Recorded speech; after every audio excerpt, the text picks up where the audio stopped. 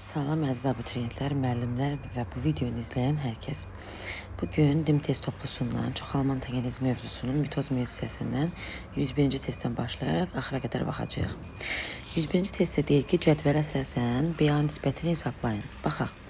Mitoz yolla bölünən bir nüvəli hüceyrənin sayını x verib, meyoz yolla da bölünən bir nüvəli hüceyrənin sayını x verib. Biz yazaq.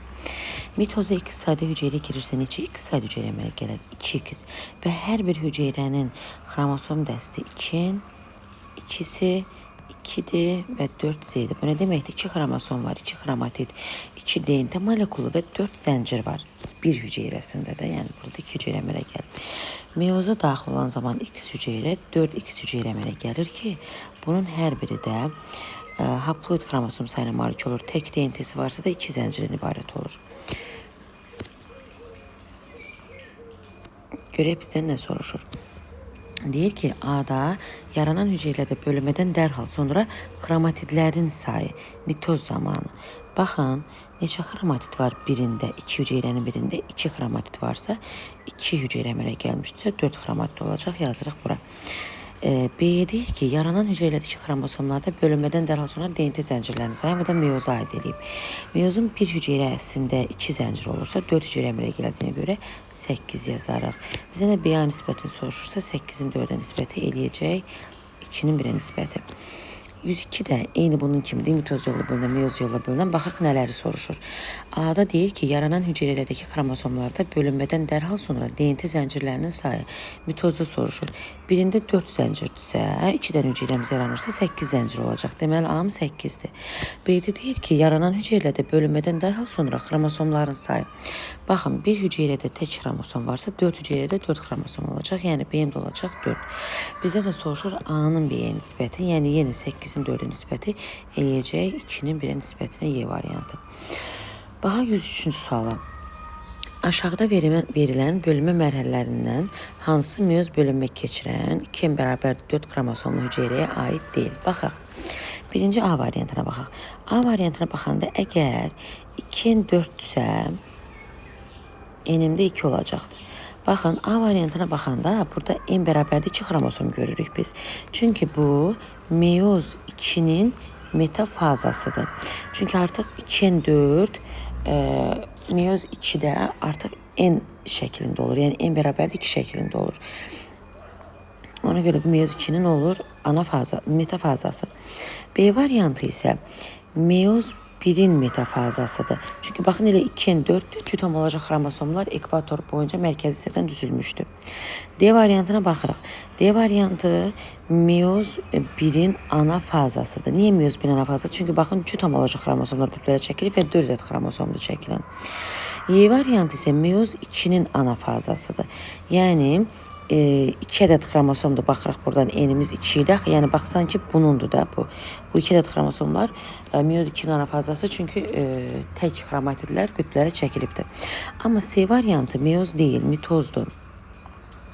Çünki burada 2-yə bərabərdə 4 şəklində, tək şəkildə ekvator boyunca düzüldüyünə görə, yəni bu artıq mitozun hissəsinə aiddir. Tək şəkildə düzülürsə 2-yə bərabərdir 4. Deməli, mitozun metafazasına aid olmuş olur. 104-ə baxırıq, X ilə işarə olunmuş hissi üçün doğru mülahizələri müəyyən edin. X burada sentromeri bildirir. Deməli, sentromeri bildirir. İkincili gərilmə adlanır, səhvdir. Burada sentromer adlanan sahə yerləşir, bəli, düzdür. Burada nüvəcə yerləşir, səhvdir. Ribosomun böyük və kiçik hissələri sintezi olunur, səhvdir. İlkin gərilmə adlanır, düzdür. Bölmə vətərləri birləşir, düzdür. Oldu cavabımız 2, 5, 6. 105. Mitozun eyni bir fazasında baş verən prosesləri müəyyən edin. Vətər telləri itir deyirsə, artıq bu telofazadır sonda. Vətər telləri əmələ gəlməyə başlayır profazada. Sitokinez baş verir telofazada. Xromatidlər qütblərə çəkilir anafazada. Vətər tellərin əmələ gəlməsi başa çatır metafazada. Xromosomların spiralları açır telofazada. Oldu 1, 3, 6. Gəldik 106-cı suala. Hansı üç proses mitozun eyni bir fazasında baş verir? Bölmə vətərlərin əmələ gəlməyə başlaması profazadır. Nüvə pərdəsinin bərpa olunması telofazadır. Xromosomların spirallaşmasının başlanması profazadır. DNT miqdarının azalması telofazadır. Nüvə pərdəsinin əriməsi telefazadır. Daha doğrusu profazadır. Nüvə pərdəsinin əmələ gəlməsi telefazadır da. Bölümə vətərlərin əmələ gəlməsinin başa çatması metafazadır. Variantımız olacaq 1, 3 və 5. Profaza olanları götürürük. Sxema əsasında doğru kəsişmələri müəyyən edin. Profaza 1-də xromosom spirallarının açılması baş verər telefazada. Konjugasiya, bəli, profaza 1-də konjugasiya Krasingover baş verər. 3-də deyir ki, yeni gen kombinasiyalarının yaranmasının mümkünlüyü, bəli, zaten bu Krasingoverdir. Xromosom sayının haploid olması yox, profaza 1-də 2 olur xromosom sayı. Gəldik 108-ci suala. Sxemdə meyoz bölünmənin bəzi fazaları qruplaşdırılıb. Verilən qruplaşmaya doğru ifadələri müəyyən edin. Baxaq.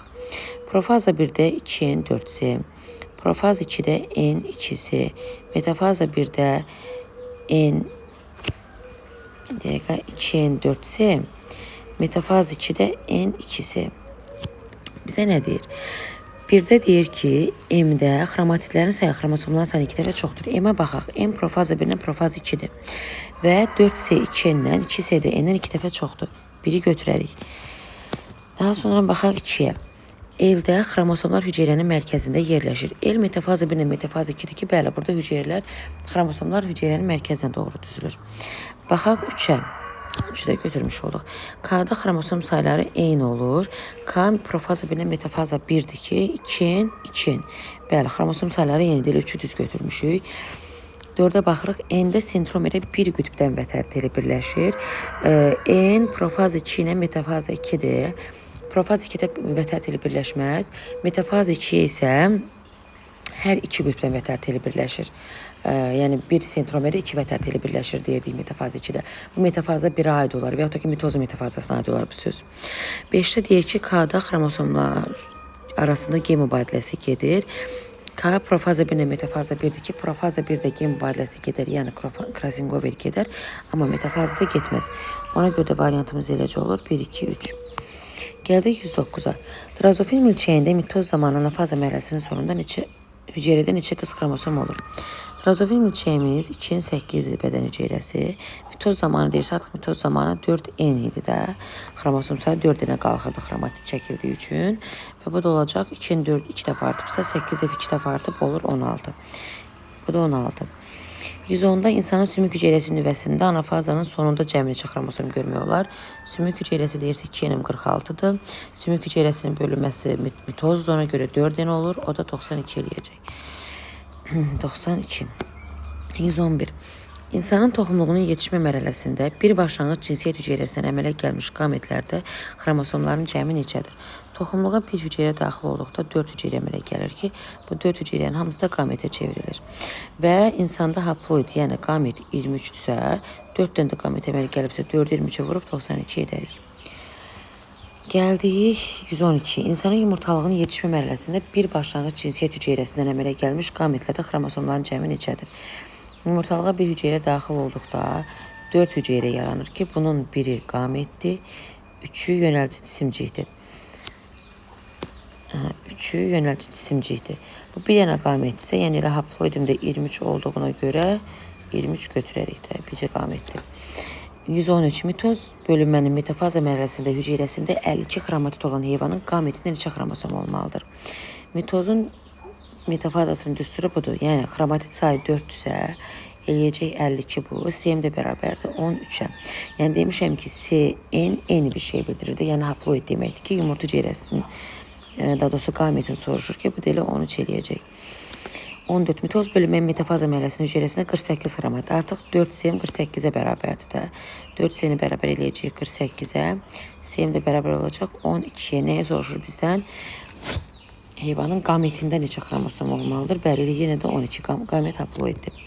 Drozofil milçəyində xromosomların haploid dəsti şimpanzenin haploid xromosom dəstindən neçə dəfə azdır? Baxaq. Deməli, drozofil milçəyin 2N8-i, haploid isə 4 eləyəcək. Şimpanzendə özü veribdir 2N48-dir, haploid də eləyəcək 24. Yəni soruşur ki, bu haploiddən neçə dəfə azdır? 4-24-dən 6 dəfə azdır. 116-da drozofil milçəyində xromosomların haploid dəsti şimpanzenin diploid xromosom dəstindən neçə dəfə azdır? Yəni bu Bundan neçə dəfə azdır deyə soruşur. 48-ə 4-ə bölündə eləyəcək 12. Baxaq 117-yə. Pişiyin bir nüvəli quyruq hüceyrəsində xromosomların sayı. Sitogenez başlandığı anda 76 deyir. Sitogenez telofazada başlar. Hüceyrə telofazaya girdiyi anda 4 ilə gelir. Yəni bir nüvəli quyruq hüceyrəsinin bölünməsi gedirsə mitoz bölünmədən söhbət gedir. Mitoz bölünmənin anafazası 4N 4C idi. Telofazası isə 2N 2C idi. Amma deyir sitogenezin başlandığı an. Sitogenez başlayır telofazada. Amma başladığı an deyirsə 4-in götürür. Çünki hələ təzə girib də, yəni girdiyi anda da başlayır. Ona görə 4N'im 76 olacaq. Bizə nəyə soruşur indi? İnterfazanın sonu. İnterfazanın sonunda isə xromosom sayı 2N 4C olurdu. Yəni bizdən zaten xromosomu soruşursa 2N yazmalıyıq. Yəni burada yazaq interfaza da. İnterfazanın 3 mərhələsi var da. Presintetik, sintetik, postsintetikdir ki, pirede 2N 2C olurdu. Sintetikin əvvəlində 2N 2C, sonunda 2N 4C, postsintetikdə isə 2N 4C olurdu. Sonudakı bu 2N olduğuna görə o da eləyəcək 38. A'mız olacaq 38. Aha, bu hissəni silək biz. Keçək 118-ci sualı. Deyir ki, meyozun ikinci bölünməsinin anafaza mərhələsinin sonunda hüceyrədə xromosom D-ndə xromatidlərin cəmi 144-dür. Yumurta hüceyrəsindəki xromosomu soruşur. Meyozun ikinci bölünməsinin anafazasını yazaq. 2N, 2C, 2D olacaq. Yəni bu ikiləri cəmləyərik, 144-ə bərabər eləyərik də. İkislərlə bilmirik neçədir. Bu bərabərdir 144-ə. Deməli, 6x'in bərabərdir 144'ə. X'im də buradan bərabərdir 24'ə. Bizə nəyə soruşur? Yumurta hüceyrəsi. Yəni x nədir? Burada haploidi bildirir. Yəni sanki n'dir. Yumurta hüceyrədə haploid olduğuna görə eləcə 24 götürərik. Mitozun anafaza mərhələsinin sonunda hüceyrədə xromosom D-ndə, yəni eyni soruşur. Artıq mitozun anafazasında isə xromosom dəstimiz 4N, 4C, 4D'dir. Yəni bu 4'ləri cəmləyib 4, 4, 4 eləyəcək. 12x'imizi bərabər eləyərik. 288 verib. Buradan x'in bərabər olacaq. Yenə səhv eləmirəmsə 24 olmalıdır. Deyir yumurta hüceyrəsi. Bəli, yəni haploid 24-dürsə, elə yumurta hüceyrədə haploid 24-dür. Deməli, yumurtalıqlarda və toxumluqlarda baş verən meyoz nəticəsində